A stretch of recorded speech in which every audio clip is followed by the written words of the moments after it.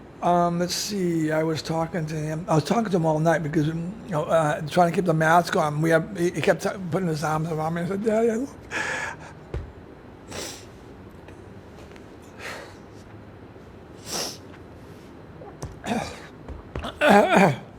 Sorry.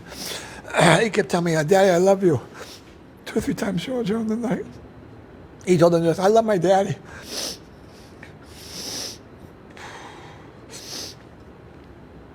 I said to him, "We need to take a trip when you get out of here. Where do you want to go?" He said, "I want to go to Hong Kong, Disneyland." I said, "Okay, but you got to keep the respirator on, okay? Because that's the way we're going to." He said, "Okay, Daddy." At 5:30 in the morning, I was talking to him about 5 o'clock, at 5:30 in the morning. I think that was about the last time I talked to him. He died like an hour later. Did he seem to be in? No, at 5:30. At 5:30, he was already relaxed. He had the respirator on. He was laying in bed. The respirator was on the pillow. His head was on the pillow. It looked like he was relaxed and sleeping. At that time, I got up out of the bed and stretched, and I sat down next to the bed to watch him. And I must have dozed off because within about 45 minutes after I knew it was 5:30. I remember looking at my watch and thinking I could sit next to him for a while until he wakes up and so forth. And he's got the respirator. Everything's okay right now. Blah blah. About 45 minutes later, I must have dozed off because all of a sudden I hear all kinds of commotion and noise in the room. People running in and out, and they're yelling cold blue. And I'm looked, and it's my son. They're all trying to revive him. So it doesn't matter, like a half an hour, 45 minutes. They took the blood test at 6, so this must have happened right afterwards. And it was 5:30 when I climbed out of the bed because he looked like he was resting and relaxing. The nurses are coming in all the time and checking him. So it's just, I don't know. Speaking as a father, I've been living in Guam for 45 years, so I have Guam experience, and experience in other places also. And I've been, at least 3 kids have gone to the Seventh-day Adventist clinic, and 4 kids have seen other doctors on Guam. First thing is that you are the parent, you are in charge. If you allow a doctor to intimidate you, and if you don't agree, and I've heard this from many parents, or many family members say the exact same thing. They went along with what the doctor said and later regretted it. It's a common problem. We have great doctors on Guam. I've had great experience with doctors on Guam. I have a great experience with doctors even at the Seventh-day Adventist clinic. But if you allow them to make every decision for you and you don't agree with it, but you allow them, you are putting your child and your family member's life at risk. If you don't like something that they're doing, you need to speak up and raise your voice or whatever. I yelled at my doctor, but it wasn't enough. I didn't know my son was dying. I should have yelled at him more. I should have raised a bigger fuss, but I didn't know the seriousness of the situation. He didn't care. He gave my dying son 20 minutes to do an annual exam and didn't respond to any of the symptoms. I asked afterwards, does he even own a stethoscope? So as parents, the other thing is, as parents, you're the one in charge. If you don't like what the doctor said, ask to speak to somebody else. Don't be embarrassed or shy, because when you do that, you put your family member's life at risk. That's a fact. I've spoken to so many people since this has happened. Many parents of kids and family members, and they've all told me they've had similar experience at Guam Memorial Hospital and at clinics on Guam, including Seventh-day Adventist Clinic. And they all say the same thing. They regret going by what the doctor said.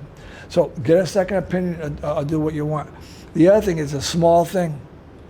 If you have a sick child in the morning and you're heading to the clinic, don't give them fever medicine. Because then you're going to get some doctor who can't think beyond his hand, and he's going to say, well, there's no fever now. There's no fever now. Maybe if I didn't give my child the fever medicine that morning before Seventh-day Adventist, my son would have been sick enough as Seventh-day Adventist with a fever for that doctor to maybe have done something. I gave my son medicine like we all do, got the Seventh-day Adventist. The doctor couldn't see beyond his hand, didn't want to do any blood tests, didn't want to do anything else, and that was the end of the story. That was the beginning of the end of my son. So avoid that. Let your son arrive or daughter arrive to the clinic sick so they can see how they really look. Otherwise, They don't care. You're the parent. Take charge. Don't trust these doctors. And remember something, and I said it already. We're dealing with some great doctors on Guam, but some doctors only meet minimal requirements to see and take care of your children. Would you want a babysitter that only meets minimal requirements, or a daycare that only meets minimal requirements, or a teacher with your children? I don't think so. Not if you can avoid it. I wish you the best. The SDA clinic has not returned calls for their side of the story. An email to the administrator has gone unanswered. Kandit has been able to verify, though, that Dr. Shinshin Miyagi and physician assistant Ethan Snyder still are employed there. What we mainly want to know on your behalf, especially if you have kids, is this: how can parents be assured in the wake of this cold tragedy that something like what happened to Asher Dean won't happen to one of their children, your children? Asher Dean isn't just someone whose death should be learned from. He's someone's son. He's a 6-year-old boy's brother and best friend in the whole world. It truly isn't enough to chalk up his memory to a lesson learned. While no amount of justice or answers will return this boy's life, both SDA and GMH have a lot of explaining to do. And that's just a start. Why was this boy refused the medical treatment he should have received from his doctor on the day he was there for his annual physical? Why did Dr. Miyagi ignore Mr. Lubofsky's pleas for the doctor to check his lungs, where he might have heard his pneumonic condition? Was Mr. Lubofsky discriminated against because he's an old man with 2 young sons? Was it his Yankee accent or the color of his skin? Did the doctor find the child to be beneath his practice? Or was he simply in a hurry? Some reason caused the doctor's alleged negligence. When Asher Dean went back the next day, why wouldn't Ethan Snyder let him see any doctor at the clinic? Did he notice that despite Asher having a fever, he was shivering? Wouldn't a physician's assistant understand that symptoms like those indicate an infection in the child's blood, septic shock? And perhaps that's why Mr. Snyder insisted that Asher be taken to the emergency room. So if that's the case, why didn't he send Asher's medical records there? Why hadn't he called the hospital prior to Asher arriving there and not a couple hours later? As for GMH, the question is simple. If a doctor understood that the child was in septic shock, why was he not placed in intensive care, every resource given to save his life?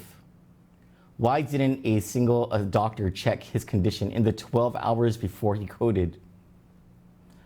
The government, through the parole board, gave more care, consideration, and service to a serial child rapist, Paul Mofness, than it gave to 5-year-old Asher Dean Lubofsky. Men and women in the parole board who based their decisions about Paul Mofness on issues of faith rather than the truth of the science of the sickness gave Paul Mofness a second chance at life, only for him to hurt children again. Yet a faith-based clinic where a desperate father brought his sick child for the science that could make him better was threatened, dismissed, and ignored. That little boy hadn't hurt anyone, and he didn't get a second chance. He never will, not in this lifetime. Monsters don't just lurk at bus stops. They aren't always the ones who look like thieves and hood rats. The worst ones rely on society's unwritten guidebook of social presentation to dismiss their misdeeds as mistakes and their monstrosity as human imperfection. This has been part 1 of our investigative look into Asher Dean Lubofsky's death. Before we get into the second story of the night, I want to give some perspective from someone who has worked closely with Guam Memorial Hospital. And there's been a campaign over the years, over the last 8 years at least, to paint the picture of a hospital that needs a lot of funding, and yes, that's true. A hospital that should not be referred to as get me to Hawaii or get me some other help. But there's something I want to tell you. In the early days of 2011, I don't know if you remember that Governor Calvo fired the entire Guam Memorial Hospital Board of Trustees. It included, as its acting chair, our current governor, Lulian Guerrero. And the public was told that the firing was done in response to a 5-year-old boy from Kentucky who was here and was taken to GMH, and he lost his leg because a doctor left a clipped onto one of his arteries during the surgery that he had on his leg, and it wasn't noticed until it was too late and he had to have the leg amputated. What Adelup never told anybody, and it was at the insistence of GMH's new medical director at the time, was that the true reason for the dismissal of the administrators and the board of trustees was they refused to disclose to the public that the hospital's system for notifying a national board about malpractice was not in place, and those notifications weren't being sent to the national board in an attempt to cover up the malpractice that was happening at Guam Memorial Hospital. I don't know what that is these days, but I am certain, just as certain as Mr. Lubofsky and many of you in the community, that as patients or as parents of patients, you have every right to question what happens at your hospital and what happens with your doctors and the clinics that you go to. It's such a sad tragedy, and we here at Kandit are going to do as much as we can to get the truth out about this and to get more information about malpractice and the misdeeds that have been happening on this island. We will greatly appreciate your help, not just in sharing this story tonight and all our stuff from Kandit, but in sending us your stories as well, because perhaps you were dismissed as well. Perhaps some warning you gave to a doctor or a physician's assistant or someone in a clinic or at the hospital went unnoticed or dismissed, and something bad happened or something bad almost happened. The more the people know the truth about these things, the better decisions we'll be able to make, and the more the government will be enticed to make the changes that are so greatly needed so that this kind of thing does not happen again. We're going to move on to our second story. So last night we brought you the feature story of Matson Navigation and how it is seeking a monopoly through the court system. As a quick recap, Matson filed a claim or a civil suit in the District Court of Washington, D.C. To end the participation of APL, American President Lines, its only competitor here on Guam, and its participation in what's known as the Maritime Security Program. We explained last night how this has more to do than the economic significance of allowing Matson to have a monopoly. It also has something to do with our nation's preparedness for war, because part of what APL participates in this maritime security program is an agreement that they have that in time of war, the Secretary of Defense may call up APL for the use of its ships, and so it provides a naval fleet, a full naval fleet for America during time of war, a program that Matson has refused to participate in and also tried to get rid of during discussions for the National Defense Authorization Act, which funds and authorizes the Maritime Security Program. We also told you a bit about how the Chamber of Commerce, when we asked them very recently, when Johnny Rosario went to question Kathy Castor, the president of the Guam Chamber of Commerce, how they flatly said no. They will not file an amicus brief in the district court case in Washington, D.C.